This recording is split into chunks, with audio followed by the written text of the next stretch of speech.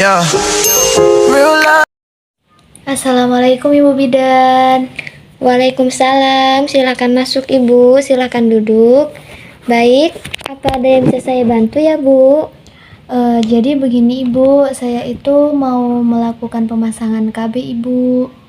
Oh ya, mau melakukan pemasangan KB ya Ibu. Baik Ibu, sebelumnya perkenalkan dulu, saya Bidan Feni. Kebetulan saya yang bertugas pada pagi hari ini. Baik Ibu, sebelumnya saya anamnesa dulu, saya tanyakan riwayat Ibu dulu nggih. Nggih Ibu Bidan. Ini dengan Ibu siapa ya Ibu? Nama lengkap saya Ibu Mutia Ana Nurhatina Bu. Oh iya, Ibu Mutia umurnya berapa Bu sekarang? Umur saya 27 tahun Ibu. Oh, 27 tahun. Tadi kesininya sama siapa ya Bu? Kebetulan saya kesini sendiri Ibu karena suami saya sedang bekerja. Oh, sendirian. Terus nama suaminya siapa ya Bu? Nama suami saya Muhammad Raka Aditya Ibu. Oh iya, Muhammad Raka Aditya. Umur suaminya berapa Bu? Umurnya 25 tahun Ibu. Oh iya. Ibu apakah sudah punya anak Bu? Iya Ibu, saya sudah memiliki anak umurnya 5 tahun. Oh iya, namanya Mau siapa Bu? 6 tahun. Namanya Averis Candekia Ibu. Oh, bagus sekali ya Bu namanya. Iya Ibu Bidan. Baik Ibu, sebelumnya apakah Ibu sudah pernah menggunakan alat kontrasepsi? Sebelumnya saya sudah pernah menggunakan alat kontrasepsi Ibu setelah kelahiran anak saya yang pertama itu. Nah, saya di situ langsung memasang alat kontrasepsi itu Bu, IUD. Oh, berarti Ibu sudah mengerti kontrasepsi IUD itu ya Bu? Sudah paham tentang kontrasepsi tersebut? Iya Ibu, sedikit. Ya Ibu, sebelumnya saya tanyakan dulu, apakah Ibu punya penyakit penyerta seperti penyakit jantung, penyakit hati, terus penyakit hipertensi, asma, dan diabetes seperti itu Bu?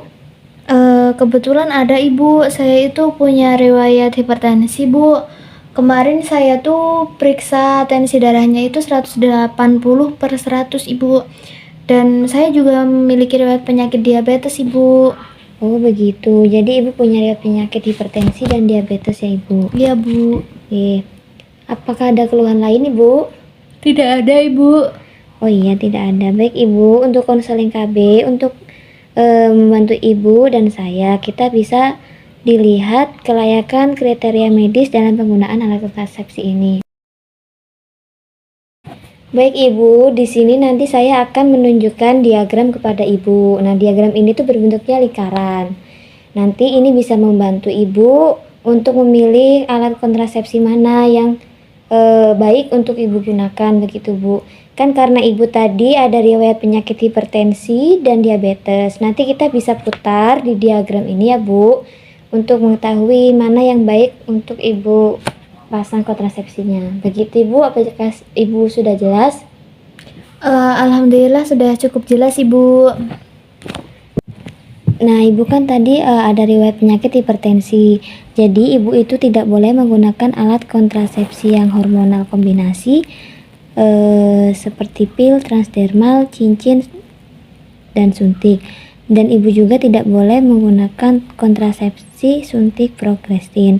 Nah, untuk yang riwayat penyakit diabetes ini itu nilainya 2, 2, 2, 2, 2, dan 1. Nah, itu bisa digunakan semuanya Ibu. Namun kan Ibu kan tadi ada riwayat penyakit hipertensi.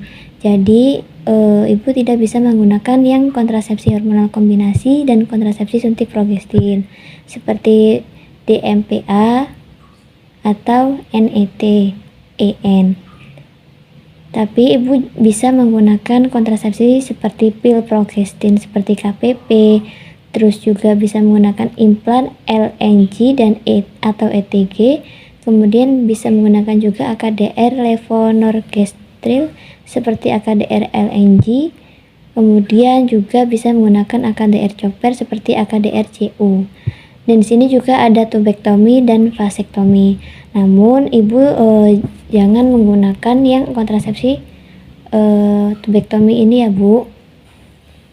Kenapa memangnya Bu? karena kontrasepsi tubektomi ini nanti itu akan memotong ini Bu, sebagian rahim ibu. Nah, itu dapat menyebabkan ibu tidak bisa mempunyai keturunan lagi. Nah, untuk vasektomi itu nanti untuk suami ibu gitu Bu. Jadi untuk tubektomi dan vasektomi ini jangan ibu gunakan begitu Ibu. Terus tadi itu kan ibu tidak boleh menggunakan kontrasepsi hormonal yang kombinasi dan kontrasepsi suntik progestin. Karena pil KB yang kombinasi itu kan mengandung hormon estrogen Bu, tidak boleh digunakan sama sekali karena mengandung hormon estrogen yang juga bisa meningkatkan tekanan darah sehingga berbahaya bila digunakan oleh penderita hipertensi seperti ibu ini gitu. Kemudian yang untuk suntik KB yang progestin ini juga kan mengandung hormon progesteron saja. Biasanya ini dilakukan setiap 3 bulan sekali ya Bu. Suntikan ini cuma aman bagi penderita hipertensi yang tekanan darahnya itu 140 sampai 159 atau 90 sampai 99. Namun tidak disarankan bila tekanan darahnya lebih dari 160 per lebih dari 100 begitu Ibu. Oh iya Bu Bidan. Baik Ibu, saya jelaskan dulu untuk alat kontrasepsi yang bisa dipakai Ibu. Yang pertama itu adalah kontrasepsi yang pil progestin seperti KPP. Jadi pil progestin ini kan pil yang mengandung progestin dengan dosis yang sangat rendah seperti dosis hormon progesteron alami dalam tubuh wanita begitu Bu. Dan pil ini tidak mengandung estrogen sehingga dapat digunakan dalam kondisi menyusui dan pada wanita yang tidak dapat menggunakan metode kontrasepsi yang mengandung estrogen. Dan selanjutnya itu implan. Jadi implan itu seperti batang atau kapsul plastik kecil Ibu, masing-masing seukuran korek api, dimana itu tuh melepaskan progestin seperti hormon progesteron alami dalam tubuh wanita begitu Bu. Selanjutnya ini juga bisa menggunakan AKDR yang chopper. Itu tuh kan alat kontrasepsi AKDR chopper ini kan seperti batang plastik yang fleksibel kecil dengan lengan tembaga. Terus selanjutnya itu ada alat kontrasepsi AKDR yang LNG. Alat kontrasepsi dalam rahim yang levonorgestrel merupakan alat kontrasepsi yang berbentuk huruf T dari bahan plastik yang secara terus-menerus melepaskan sejumlah kecil levonorgestrel setiap harinya begitu Ibu. Dan untuk yang tubektomi dan vasektomi tadi kan sudah saya jelaskan. Apakah Ibu paham dengan penjelasan saya tadi Bu? Oh iya, alhamdulillah saya paham Ibu Bidan. Baik, jika Ibu paham, untuk selanjutnya Ibu berkenan untuk menggunakan alat kontrasepsi yang mana Ibu? Apakah Ibu ingin melanjutkan memakai IUD ataukah Ibu ingin memakai kontrasepsi yang lain? Sepertinya saya tetap ingin melanjutkan IUD Ibu. Oh enggak Ibu. Baik Ibu, sebelumnya apakah Ibu punya bayi yang umur kurang dari 6 bulan? Tidak ada Ibu. Oh iya, apakah Ibu berpantangan saat berhubungan intim? Alhamdulillah tidak juga Ibu. Terus apakah Ibu baru melahirkan bayi kurang dari 4 minggu? Tidak Bu. Oh iya, apakah Ibu pernah mengalami keguguran? Alhamdulillah tidak pernah Ibu. Oh iya, untuk saat ini apakah Ibu sedang menstruasi Ibu? Iya Ibu, kebetulan saya datang ke klinik itu sedang menstruasi Ibu. Oh begitu, jadi Ibu kan ini kan sedang menstruasi. Nah ibu kan sekarang sedang menstruasi kan Bu. Jadi untuk pemasangan dan pelepasan IUD itu memang disarankan itu sedang saat haid, yang mana alasannya kan mulut rahim yang sedikit terbuka Ibu, sehingga lebih memudahkan pemasangan maupun pelepasan dan lebih tidak nyeri. Namun sebelum saya nanti memasangkan alat kontrasepsi IUD ini, apakah Ibu ada tanda-tanda kehamilan Ibu seperti Ibu terlambat menstruasi, mual muntah, terus Ibu merasa lebih sering buang air kecil, terus ibu juga sering merasa kelelahan, begitu Bu? Alhamdulillah untuk tanda-tanda itu tidak ada sih Bu.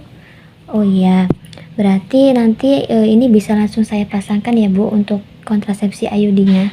Oh iya, baik Ibu. Eh, Mungkin konselingnya kita cukupkan. Apa ada yang ditanyakan lagi Ibu? Alhamdulillah sudah cukup jelas Ibu. Oke, baik, jika sudah jelas nanti saya langsung pasangkan alat kontrasepsinya ya Bu. Baik Ibu Bidan. Oke, Terima kasih Ibu atas konselingnya. Bu, sama-sama.